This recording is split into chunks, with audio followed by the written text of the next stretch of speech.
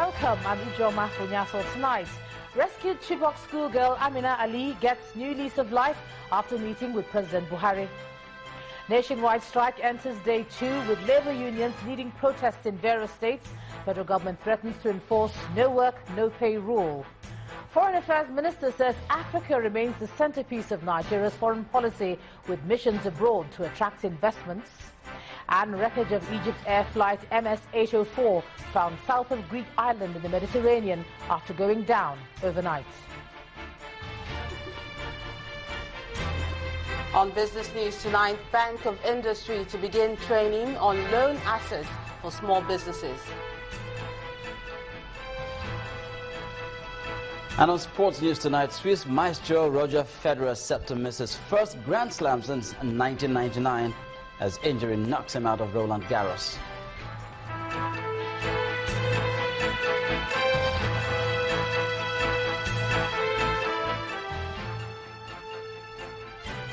It's indeed a breath of fresh air for Amina Ali, the first to be rescued of 219 female students abducted from Chibok by Boko Haram in April 2014, as she has met with the president in the presidential villa.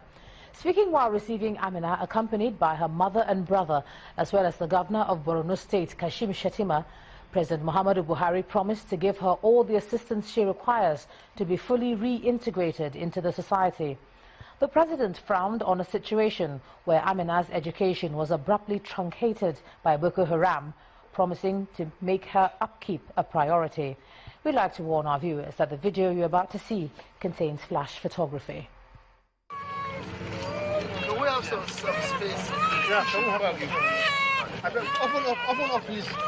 Can you give us some space? Under a covering, shielding her away from the battery of cameramen and journalists that thronged the villa to catch a glimpse of Amina, the governor and some government officials took her into the president's office.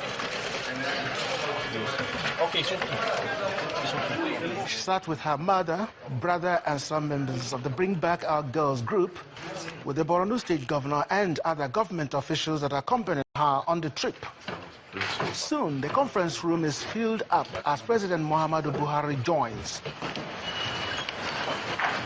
Governor of Borno State describes Amina's rescue as a watershed in the fight against Boko Haram, attributing it to the persistence and perseverance of the president to win the war against Boko Haram.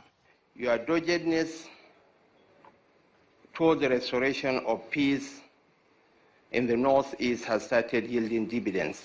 The handing over ceremony saw the president rise from his seat, walk down to Amina as if to carry her and her baby.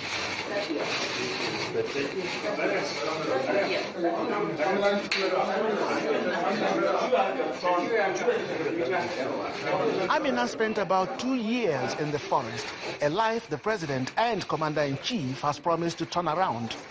Although we cannot do anything to reverse the horrors of her past, federal government can and will do everything possible to ensure that the rest of her life takes a completely different course.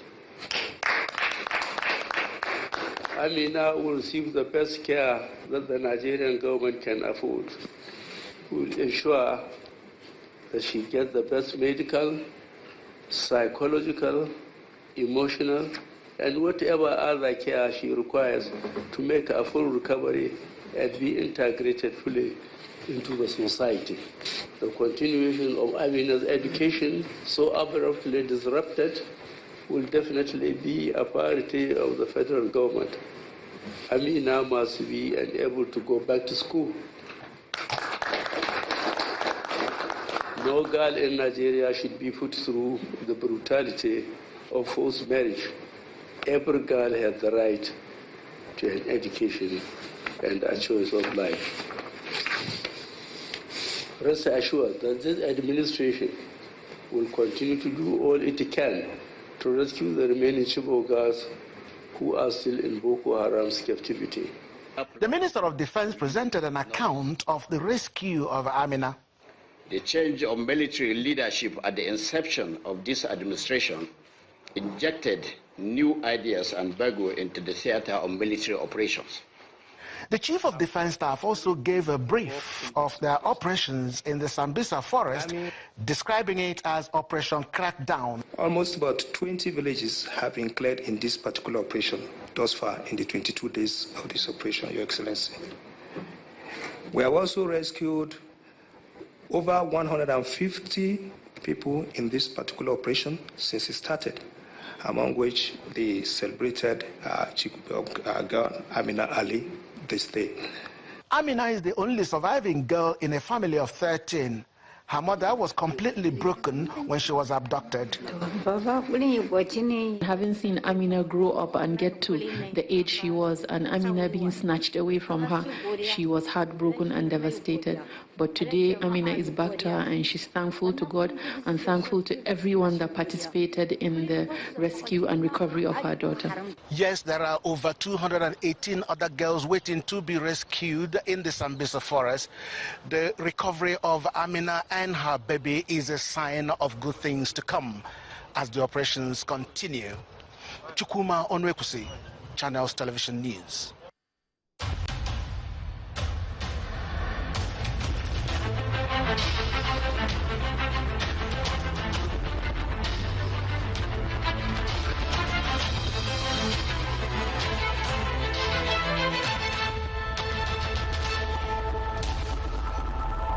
The Nigeria Labour Congress protest led by Ayuba Waba in Abuja enters its second day as the Labour Union and its allies march through the highways in the nation's capital.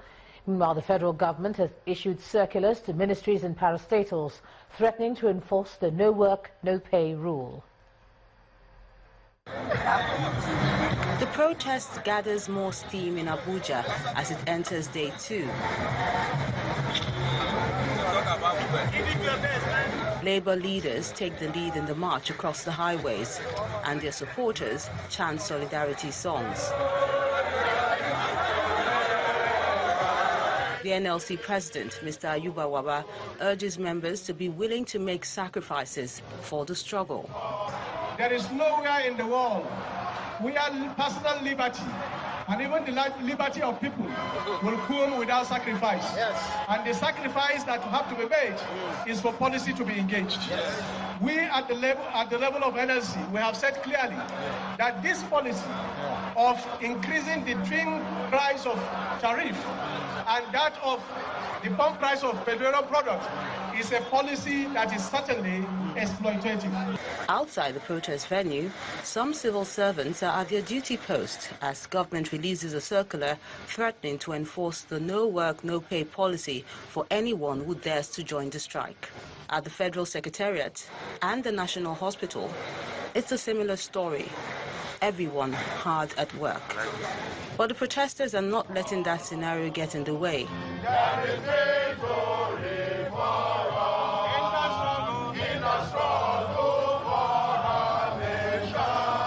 As they say, numbers are not important. There are a lot of Nigerians who are in sympathy with our struggle. So I think the most important thing is for us to stand by the people, and that is what we have done so far. It is very obvious that the policy of this government as far as the increase in the PMS is not something that any Nigerian can live with. But what you see today is about pretense. Those who are not with us are probably pretending. But the truth of the matter is that the cost of survival in Nigeria is not easily accessible. This money for us to pay is not there. So honestly, what NSC is doing is to fight for the people and to engage government. And we believe that if we are consistent, if we are persistent, if we are resolved, the government will have no other choice than to listen to the voice of the people. When we were fighting against the military, it was also days of small beginnings.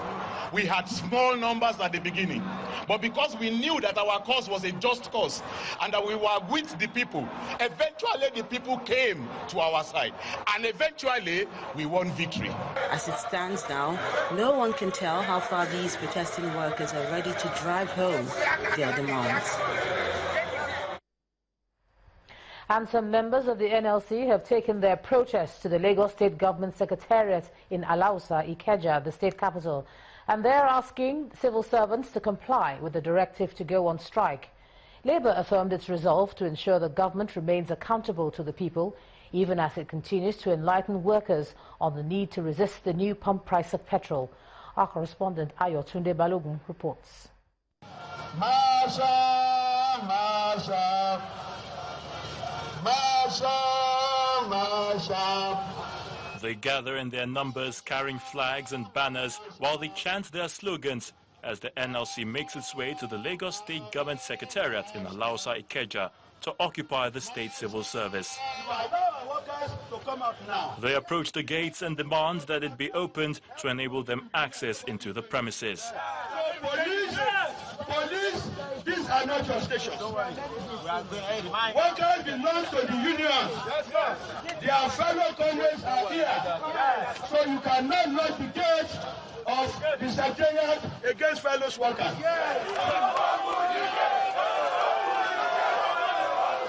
Inside the premises, some workers can only look to the NLC protesters below.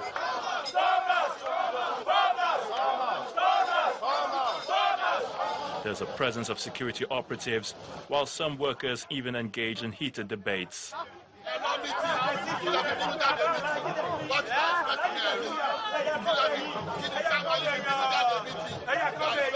Labour insists that the federal government's decision to hike the price of petrol is unacceptable, considering the harsh economic realities in the country.